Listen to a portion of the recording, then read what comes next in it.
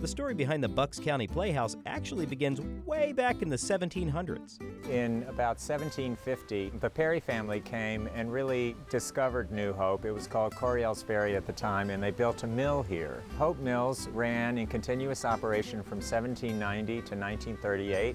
When the building went out of business, Don Walker, who was the orchestrator for Guys and Dolls and Most Happy Fellow and Frank Lesser shows, raised money from the community, and in 1939, Bucks County Playhouse opened. It's an integral part of the arts ecosystem here.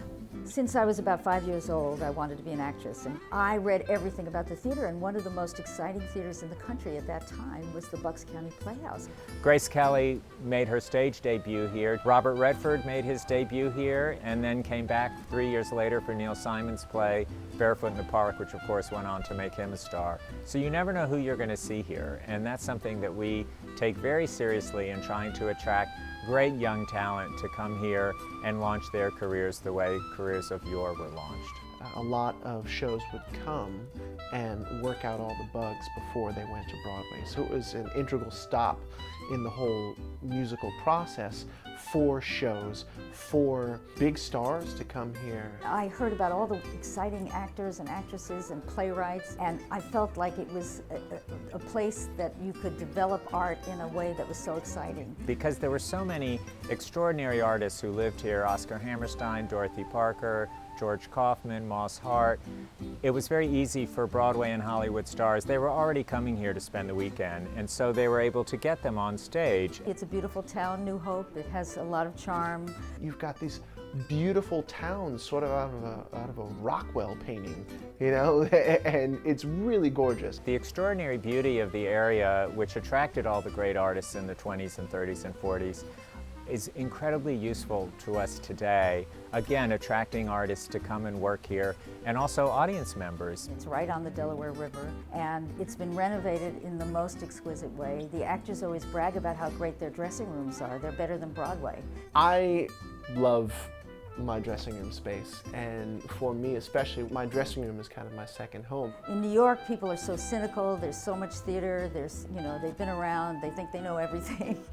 But here, the audiences give their heart and soul to the actors, and immediately the actors feel it, and they love it. The theater itself is intimate. I love that because I have had a couple of opportunities to really play to the audience in some of the things that I've done here. And it's great because they're right there, and you can see and you can feel when they're with you and what you need to do in order to get them back if they're not with you. We like to do a lot of musicals and plays that people can relate to. We like to use Broadway actors, TV actors, as we have in the past. We're doing shows like we did in New York. That's what makes working here special for the actors and for the audiences, is the high quality of the work. One of the most exciting things we're doing here is the Oscar Hammerstein Festival. Oscar lived in this area. He mentored Stephen Sondheim here, and we thought it was a perfect idea for us to start a festival where we could mentor young lyricists of the musical theater. So we started working with young composers and developing shows with them, and it's very exciting because that's what I've done most of my career, which is develop new musicals, and we want this to be the hotbed. One of the greatest things about performing in the Bucks County Playhouse is how intimate it is, and yet you have this awesome Broadway quality venue.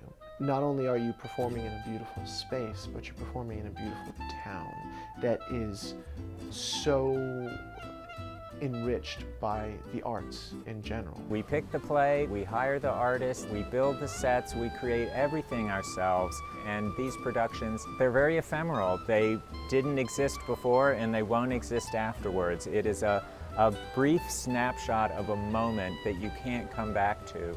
And drop the curtain. Take a bow, everyone. Find more features at WHYY.org/OUTNABOUT.